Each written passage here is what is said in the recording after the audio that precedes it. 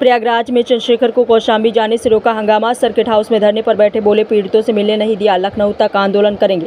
Azad Samaj party का श्रीराम के राष्ट्रीय अध्यक्ष और लोकसभा सांसद चंद्रशेखर आजाद रविवार को प्रयागराज पहुंचे, जहां वहां कौशाम्बी और करछना में हाल में हुई घटनाओं के पीड़ित परिवारों से मुलाकात करने जा रहे थे, लेकिन प्रयागराज पुलिस ने उन्हें सर्किट हाउस से बाहर जाने की अनुमति नहीं दी।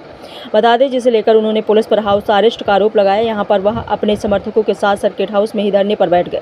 मीडिया से बातचीत में चंद्रशेखर ने कहा कि वह केवल पीड़ितों से मिलने और उनकी व्यथा सुनने के लिए आए थे, न कि किसी प्रदर्शन के लिए। कहा कि कौशाम्बी में 2 दलित परिवार और करछना में एक ब्राह्मण परिवार हाल की घटनाओं से प्रभावित हुए और वे उनसे मिलकर जमीनी सच्चाई जानना चाहते थे। उन्होंने आरोप लगाया कि प्रशासन ने करीब 700 से 800 पुलिसकर्मियों को तैनात कर उन्हें रोक दिया। उनका कहना है कि मैं जेल जाने को तैयार हूं, लेकिन पीड़ितों को न्याय मिलना चाहिए। अगर सरकार के पास छुपाने को कुछ नहीं है तो मुझे रोका क्यों जा रहा है। धरने के दौरान उन्होंने कौशाम्बी की एक पीड़िता की मां से वीडियो कॉल पर बात की, जिसमें महिला ने भावुक होकर उनसे मदद की गुहार लगाई। इस पर चंद्रशेखर ने कहा, जब एक मां बुला रही है तो मुझे रोकने का क्या औचित्य है। आइए देखते हैं पूरी रिपोर्ट।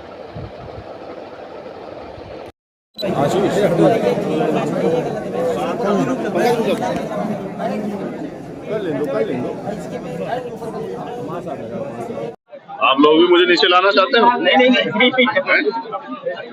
ये तो पुलिस एडमिनिस्ट्रेशन सरकार करती ठीक था।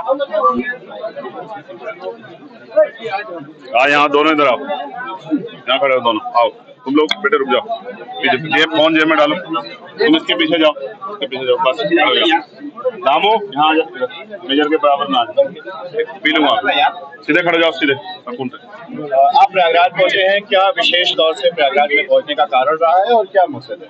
प्रयागराज के बराबर में कौशाम्बी जिले में पाल समाज की बच्ची के साथ जो अन्याय हुआ और उसमें जो पुलिसिया कार्रवाई, उस पर बहुत सारे सवाल खड़े हो रहे हैं।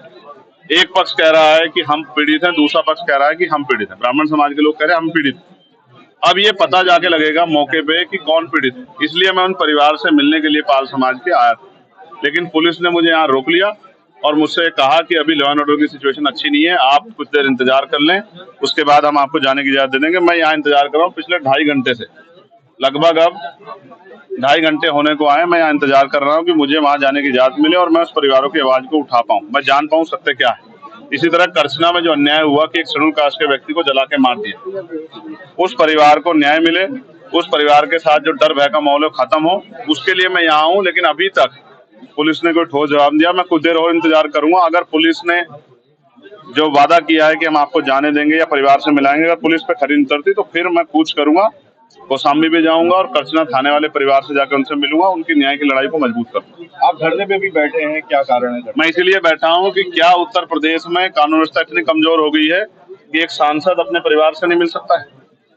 क्या हो गया उत्तर प्रदेश में? हम इलाहाबाद में, जहां पूरे उत्तर प्रदेश के लोग आते हैं न्याय मांग रहे हैं, हम तो लंबे समय से मेरठ में हाईकोर्ट की बेंच की मांग को भी उठा रहे हैं, लेकिन इलाहाबाद में इसलिए मुझे तो रोका गया। अपराधियों क्यों रोका गया? यहाँ 500-700 पुलिस लगा के क्यों रोकना चाहते हो? क्या एक परिवार से नहीं मिलने की छूट दे सकते हो आप लोग? तो मैं तो कह रहा हूँ मैं अकेला जाऊंगा, आपके साथ जाऊंगा, आप ले चलो, लेकिन मुझे मेरे परिवार से मिलाओ, मैं उनकी तकलीफों को जान दो। भी उस माँ से मेरी बात हुई, जो बच्ची की माँ, उन्होंने कहा मेरी बच्ची की हालत आके देखिए, हमारी हालत आके देखिए, हम यहाँ डर के साए में, हमारी मदद कीजिए, हमारी आवाज उठाइए। तो पुलिस मुझे क्यों रोक रही है? क्या पुलिस किसी को छिपाना चाहती है? क्या पुलिस दबाव में काम कर रही है? मैं तो मानता हूँ पुलिस कभी दब नहीं सकती, लेकिन इस बात को जानना पड़ेगा कि सब क्या हो रहा है। मैं तो पुलिस का सबसे बड़ा हितैषी, सब जगह आवाज उठाता हूँ, पार्लियामेंट में भी आवाज उठाता हूँ, सड़क पे भी उठाता हूँ।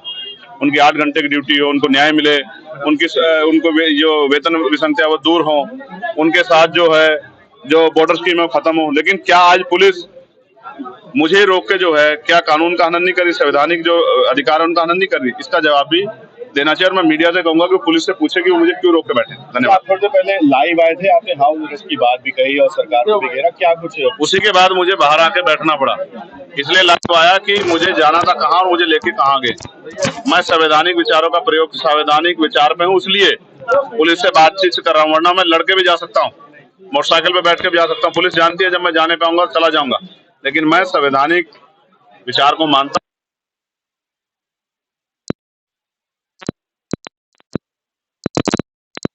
तो फिर अभी तो इलाहाबाद में आप संघर्ष देख रहे हैं, फिर आप लखनऊ में देखना विधानसभा का घेराव होगा, मुख्यमंत्री आवास का घेराव होगा, इतने बड़े पैमाने पे होगा कि पूरे प्रदेश से ट्रेन में लोग आएंगे और लखनऊ